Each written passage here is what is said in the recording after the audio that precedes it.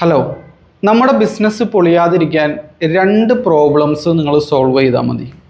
രണ്ട് പ്രോബ്ലംസ്. ഒരുപാട് പേര് ഇത് വളരെ കോംപ്ലിക്കേറ്റഡ് ആക്കി മാറ്റുന്നുണ്ട്. രണ്ട് കാര്യങ്ങൾ നിങ്ങൾ നേരെ ചൊവ്വിന് സോൾവ് ചെയ്യണമെങ്കിൽ നിങ്ങൾക്ക് നല്ല രീതിയിൽ ബിസിനസ് ചെയ്യാനായിട്ട് പറ്റും. വളരെ എളുപ്പത്തിൽ ഏതൊരു സാധാരണക്കാരനും മനസ്സിലാവുന്ന രീതിയിൽ ഞാൻ ഈ പ്രോബ്ലംസ് എന്തൊക്കെയാണ്, അതെങ്ങനെ ഫിക്സ് ചെയ്യാന്നുള്ളത് ഞാൻ പറഞ്ഞുതരാം.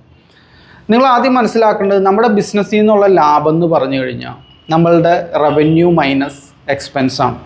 സെയിലിലൂടെ കച്ചവടം ചെയ്ത് എന്തെങ്കിലും നിങ്ങളുടെ കയ്യിൽ വിൽക്കാനുണ്ടാവും, അത് വിറ്റ് കിട്ടുന്ന ആ സെയിൽ എമൗണ്ട് റവന്യൂ മൈനസ് നമുക്ക് ചിലവാകുന്ന കാശ് കുറച്ച് കഴിഞ്ഞാൽ നമ്മളുടെ ലാഭം കിട്ടും. ഇത് വളരെ അടിസ്ഥാനപരമായിട്ടുള്ള ഒരു കാര്യമാണ്. ഇത് നിങ്ങൾക്ക് ഏറെക്കുറെ എല്ലാവർക്കും അറിയാം. പക്ഷേ ഇത് തിരിയേണ്ട രീതിയിൽ അധികം ആളുകൾക്കും തിരിഞ്ഞിട്ടില്ല. പ്രത്യേകിച്ച് ബിസിനസ്സിലേക്ക് ജസ്റ്റ് എൻ്റർ ആയിട്ടുള്ളവർ, ബിസിനസ് വർഷങ്ങളായിട്ട് നടത്തുന്നവരും ഇത് നേരെ ചൊവ്വിന് തിരിയാതെ പല അബദ്ധങ്ങളും വരുത്താറുണ്ട്.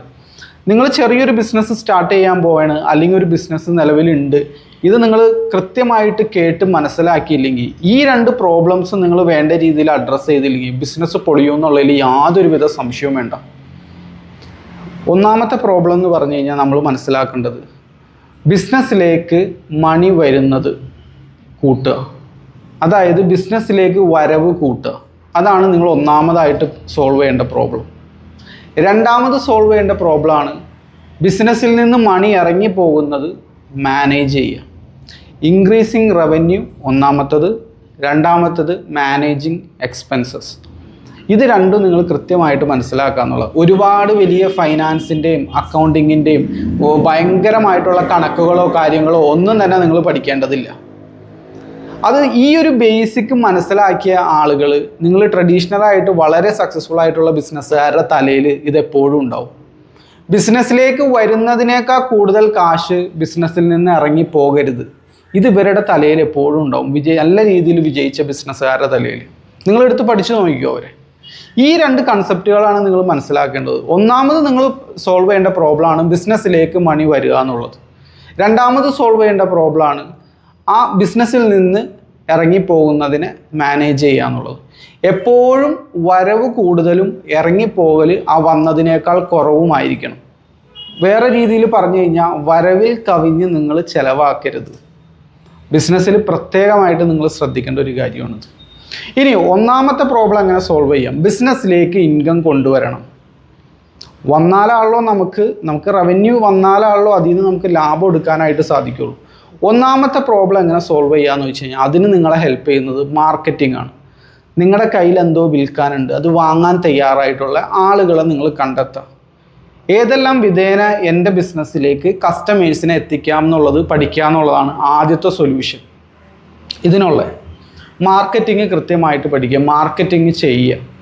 മാർക്കറ്റിംഗ് ചെയ്യാൻ വേണ്ടിയിട്ട് നിങ്ങൾ മടിച്ചു നിൽക്കരുത്. കയ്യിൽ എന്തെങ്കിലും ഉണ്ട്, അത് ആരെങ്കിലും വാങ്ങി അതിങ്ങനെ പല ആളുകളുടെ അടുത്ത് പറഞ്ഞ് സ്പ്രെഡായി വർഷങ്ങളെടുത്ത് വലിയൊരു ബിസിനസ്സായിട്ട് കാര്യമില്ല, അല്ലെങ്കിൽ തരക്കേടില്ലാത്ത വരുമാനം കിട്ടുന്ന രീതിയിലായിട്ട് കാര്യമില്ല. നമുക്ക് പെട്ടെന്ന് കാര്യങ്ങൾ നടക്കണമെങ്കിൽ ആക്റ്റീവായിട്ട് തന്നെ നിങ്ങൾ മാർക്കറ്റിംഗ് ചെയ്യണം. ആളുകളെ അറിയിക്കണം, എൻ്റെ കയ്യിൽ ഇത് വിൽക്കാനുണ്ട്, അവരെ കൊണ്ട് എടുപ്പിക്കണം. ഈ രണ്ട് കാര്യങ്ങൾ നിങ്ങൾ ആക്റ്റീവായിട്ട് ചെയ്താൽ മാത്രമാണ് ബിസിനസ്സിലേക്ക് ഇൻകം വരുള്ളൂ. മാർക്കറ്റിംഗ് ആൻഡ് സെയിൽസ്, ഇതിലാണ് നിങ്ങൾ ഫോക്കസ് ചെയ്യേണ്ടത് തുടക്ക സമയം. എന്നാലാണ് ബിസിനസ്സിലേക്ക് ഇൻകം വരുള്ളൂ. ഇൻകം വരുന്ന ഒരുപാട് ബിസിനസ്സുകളുണ്ട്, പക്ഷേ രണ്ടാമത്തെ പ്രോബ്ലത്തിലാണ് ഇവർ വീണു പോകുന്നത്, മാനേജിങ് എക്സ്പെൻസ്. ബിസിനസ്സിലേക്ക് വരുന്ന പോലെ തന്നെ കാശ് അങ്ങനെ അങ്ങോട്ട് ഇറങ്ങിപ്പോകുന്നുണ്ട്. ഇങ്ങനെ ഇറങ്ങിപ്പോകുമ്പോൾ ഉള്ള പ്രശ്നം എന്താണെന്ന് വെച്ച് കഴിഞ്ഞാൽ, ബിസിനസ്സിലൊന്നും ബാക്കി ഉണ്ടാവില്ല. അതുകൊണ്ടാണ് പല സംരംഭകരും പറയുന്നത്, കുറേ സെയിലൊക്കെ നടക്കുന്നുണ്ട്, പക്ഷേ നമുക്ക് ഒന്നും ബാക്കി മിച്ചം പിടിക്കാനായിട്ട് കിട്ടണില്ല. അതിൻ്റെ പ്രശ്നമാണ് എക്സ്പെൻസ് മാനേജ് ചെയ്യാനായിട്ട് അറിയില്ല. ഈ രണ്ടാമത്തെ പ്രോബ്ലം വലിയ പ്രോബ്ലമാണ്. ഇവിടെ എക്സ്പെൻസ് മാനേജ് ചെയ്യേണ്ട എങ്ങനെയാണെന്ന് വെച്ച് കഴിഞ്ഞാൽ, നിങ്ങൾ പലരും വരുത്തുന്നൊരു മിസ്റ്റേക്കാണ്, ഒരുപാട് പേര് വരുത്തുന്നൊരു മിസ്റ്റേക്കാണ്.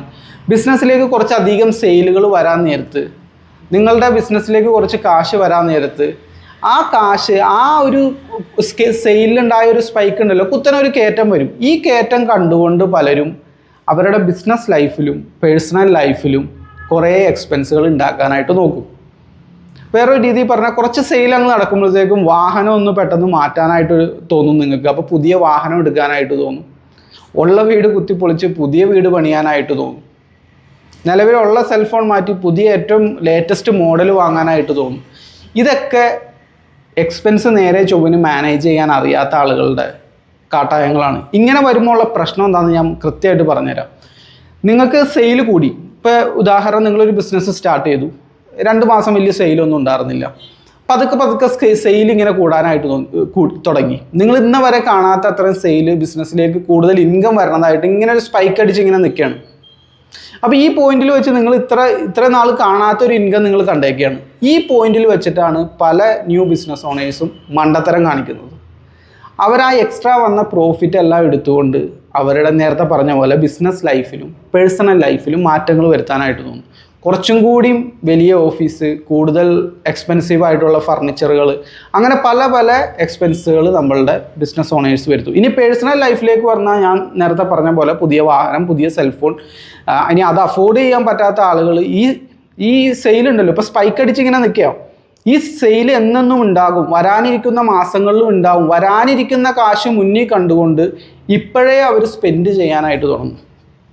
സംഭവിക്കാൻ പോണത് എന്താണെന്ന് വെച്ച് കഴിഞ്ഞാൽ, ഈ സ്പൈക്ക്, ഈ സെയിലിലെ ഈ ഇൻക്രീസ് ഇങ്ങനെ നിൽക്കുന്ന ടൈമിലും നമ്മളുടെ എക്സ്പെൻസ് ഇതിൻ്റെ പുറകെ വെച്ച് പിടിക്കുക. സെയിൽ കൂടുന്നു, ഇവിടെ സെയിൽ കൂടുന്നു, എക്സ്പെൻസ് കൂടുന്നു, സെയിൽ കൂടുന്നു, എക്സ്പെൻസ് കൂടുന്നു, സെയിൽ കൂടുന്നു, എക്സ്പെൻസ് കൂടുന്നു, വെച്ച് പിടിക്കുകയാണ്, പുറകെ തന്നെ വെച്ച് പിടിക്കുകയാണ്. നമ്മളുടെ പേഴ്സണൽ ലൈഫിലും ബിസിനസ് ലൈഫിലും ഒക്കെ മാറ്റങ്ങൾ സംഭവിച്ചുകൊണ്ടിരിക്കുകയാണ്. എന്താ വരാനിരിക്കണമെന്ന് ചോദിച്ചു കഴിഞ്ഞാൽ, ഏത് പൊങ്ങലിനും ഒരു ഇടിയലുണ്ടാവും.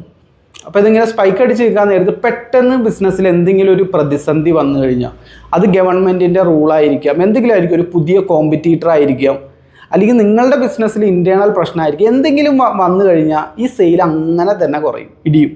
ഇപ്പോൾ ഇവിടെ ശ്രദ്ധിക്കണം കേട്ടോ, ഈ എക്സ്പെൻസ് ഇങ്ങനെ തന്നെ നിൽക്കുക. ഇപ്പോൾ എക്സ്പെൻസ് കൂടെയും സെയിൽ കുറഞ്ഞേക്കാണ്, നെഗറ്റീവിലേക്ക് പോയി.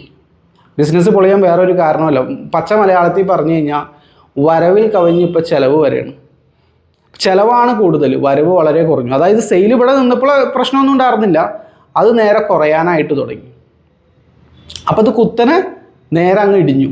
അപ്പോൾ ഈ ഇടിഞ്ഞ സമയത്ത് നമുക്ക് വേറെ ഓപ്ഷനോ കാര്യങ്ങളോ വേറെ ഒന്നും തന്നെ ഇല്ല. അപ്പോൾ നമ്മുടെ എക്സ്പെൻസ് സെയിൽ ഇടിഞ്ഞ് നിൽക്കാൻ നേരത്ത് നമ്മളുടെ എക്സ്പെൻസ് കൂടി നിൽക്കുകയാണ്. അപ്പോൾ നമ്മളുടെ ബിസിനസ് റൺ ചെയ്ത് പോകണമെങ്കിൽ നമുക്ക് എക്സ്ട്രാ ഇൻകം മണി ആവശ്യമായിട്ട് വരും. ഈ എക്സ്ട്രാ എമൗണ്ട് കണ്ടെത്താനായിട്ടാണ് പലരും കടമെടുക്കുന്നത്. ബാങ്കിൽ നിന്നായിരിക്കാം, അല്ലെങ്കിൽ മറ്റേതെങ്കിലും സോഴ്സുകളിൽ നിന്ന് കടമെടുക്കുന്നത്. ഇത് നിങ്ങൾക്ക് എന്തുകൊണ്ട് സംഭവിച്ചു എന്ന് ചോദിച്ചു കഴിഞ്ഞാൽ, നിങ്ങൾ വരവിൽ കവിഞ്ഞ് ചിലവാക്കി. വരാനിരിക്കുന്ന കാശ്, അതായത് ഭാവിയിൽ വരുമെന്ന് നിങ്ങൾക്ക് തോന്നുന്ന നിങ്ങളുടെ ഒരു എന്താ പറയുക സങ്കല്പത്തിലുള്ള കാശ് ഇന്നേ തന്നെ സ്പെൻഡ് ചെയ്യാനായിട്ട് നോക്കി. അത് 6 മാസം കഴിഞ്ഞ് കിട്ടാനിരിക്കുന്ന എമൗണ്ടാണ്, കാര്യങ്ങളൊക്കെ നേരെ ചൊവ്വിന് പോയാൽ. അതുകൊണ്ട് അതിപ്പോൾ തന്നെ എടുത്ത് സ്പെൻഡ് ചെയ്തു. അപ്പോൾ എക്സ്പെൻസ് കൂടി നമ്മളുടെ റവന്യൂ കുറഞ്ഞ് നിൽക്കുകയാണ്. നമ്മുടെ സെയിൽ കുറഞ്ഞു, റവന്യൂ കുറഞ്ഞ് ഇങ്ങനെ നിൽക്കുകയാണ്. ഇപ്പോൾ എക്സ്പെൻസാണ് മുമ്പിൽ നിൽക്കണം. ഈ എക്സ്പെൻസിനൊരു പ്രശ്നമുണ്ട്.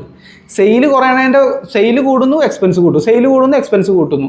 ഇതിൻ്റെ പുറകെ വെച്ച് പിടിക്കാനായിട്ട് പറ്റും. പക്ഷേ നമ്മുടെ റവന്യൂ കുറയാൻ നേരത്ത് എക്സ്പെൻസുകൾ അതേപോലെ തന്നെ ഇറക്കാനായിട്ട് നമുക്ക് സാധിക്കില്ല. അതിൻ്റെ കാരണം എന്താണെന്ന് വെച്ച് കഴിഞ്ഞാൽ, നിങ്ങൾക്ക് സെയിലുണ്ടോ ഇല്ലേ എന്നുള്ളത് ബാങ്കിനെ അറിയേണ്ട ആവശ്യമില്ല.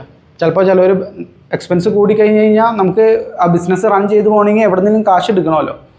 ഇതെടുക്കാൻ നേരത്ത് നമുക്ക് വീണ്ടും അതിൻ്റെ മേലുള്ള എക്സ്പെൻസിൻ്റെ മേലുള്ള എക്സ്പെൻസ് വരെയാണ്. അപ്പോൾ അത് ബാങ്കിനെ അറിയേണ്ട നിങ്ങൾക്ക് സെയിൽ ഉണ്ടോ ഇല്ല എന്നുള്ളത്. അപ്പോൾ നമുക്ക് തോന്നിയ പോലെ എക്സ്പെൻസിനെ മാനേജ് ചെയ്യാൻ പറ്റില്ല, പെട്ടെന്ന് അങ്ങോട്ട് കുറയ്ക്കാൻ പറ്റില്ല. നമ്മുടെ ഫോണിൻ്റെ ബ്രൈറ്റ്നസ് കൂട്ടുകയും കുറയ്ക്കണേ പോലെ കുറയ്ക്കാൻ പറ്റിയ സംഗതിയല്ലത്. അതങ്ങനെ തന്നെ അവിടെ നിൽക്കുകയാണ്. അപ്പോൾ കടത്തിന് മേളിൽ കടന്നുള്ള അവസ്ഥയിലേക്ക് വരിക. നല്ല ബിസിനസ്സായിരുന്നു, ചെറിയൊരു പ്രതിസന്ധി വന്നതാണ്. ഈ പ്രതിസന്ധി ടൈമിൽ അത് മാനേജ് ചെയ്യാനുള്ള കുറച്ച് എമൗണ്ട് നമ്മൾ മാറ്റി വെച്ചിട്ടുണ്ടായിരുന്നെങ്കിൽ ഈ ഒരു പ്രശ്നം ഉണ്ടാവില്ലായിരുന്നു. ഈ കടത്തിലേക്ക് പോകേണ്ട പ്രശ്നമോ കാര്യങ്ങളോ ഒന്നും ഉണ്ടാവില്ലായിരുന്നു. പക്ഷേ സെയിൽ കൂടണ കണ്ട്, കയ്യിലേക്ക് കുറച്ചധികം കാശ് വരുന്നത് കണ്ട് ഇവരുടെ പേഴ്സണൽ ലൈഫിലും ബിസിനസ് ലൈഫിലും തോന്നിയ പോലെ എക്സ്പെൻസുകൾ കൂട്ടാനായിട്ട് തുടങ്ങി. ഇതാണ് രണ്ടാമത്തെ പ്രോബ്ലം നിങ്ങൾ മാനേജ് ചെയ്യേണ്ടത്. ഒന്നാമത്തെ പ്രോബ്ലം ബിസിനസ്സിലേക്ക് റവന്യൂ കൊണ്ടുവരാനായിട്ട് നോക്കുക, ഇൻക്രീസിങ് റവന്യൂ. രണ്ടാമത്തത് മാനേജിങ് എക്സ്പെൻസ്. ഇത് രണ്ടും നിങ്ങൾ ശ്രദ്ധിച്ചില്ലെങ്കിൽ ഏതെങ്കിലും പോയിന്റിൽ പ്രതിസന്ധികൾ വന്നു കഴിഞ്ഞാൽ നിങ്ങൾക്ക് മാനേജ് ചെയ്യാനായിട്ട് സാധിക്കില്ല. അധിക ബിസിനസ്സുകാരും ഫേസ് ചെയ്യുന്നതാണ് ഇത്. അപ്പോൾ കണ്ടിന്യൂസ് ആയിട്ട് ഇതിനെപ്പറ്റി ചിന്തിച്ചുകൊണ്ടിരിക്കുക എന്നുള്ളതാണ്. എപ്പോഴും ബിസിനസ്സിലേക്ക് വരുന്നതിനേക്കാൾ കുറച്ചായിരിക്കണം ബിസിനസ്സിൽ നിന്ന് പോകേണ്ടത്. ബിസിനസ്സിലേക്ക് മണി വരുത്താനായിട്ട്, ഈ പ്രോബ്ലം സോൾവ് ചെയ്യാനായിട്ട് നമ്മൾ ചെയ്യേണ്ടത് മാർക്കറ്റിംഗ് ആണ്. ഇറങ്ങി പോകുന്നതിൽ കൺട്രോൾ വേണം. അവിടെ നമ്മൾ എക്സ്പെൻസ് മാനേജ് ചെയ്യാൻ വേണം. അപ്പോൾ എപ്പോഴും ശ്രദ്ധിക്കുക, റവന്യൂ മൈനസ് എക്സ്പെൻസ് ആണ് നമ്മുടെ പോക്കറ്റിലേക്ക് വരാനുള്ള കാശ്. അത് വരവിൽ കവിഞ്ഞ് നിങ്ങൾ കൂടുതലായിട്ട് ചിലവാക്കാതിരിക്കുക. ഇതുപോലുള്ള ബിസിനസ് വിശേഷങ്ങളായിട്ട് നമുക്ക് വീണ്ടും കാണാം. നിങ്ങൾക്ക് ഓൺലൈൻ മാർക്കറ്റിങ്ങും സെയിൽസ് എല്ലാം പഠിക്കണമെന്നുണ്ടെങ്കിൽ വാട്സപ്പ് ഗ്രൂപ്പിൽ അംഗമാവാം. താഴെ ലിങ്ക് കൊടുത്തിട്ടുണ്ട്. Thank you for watching.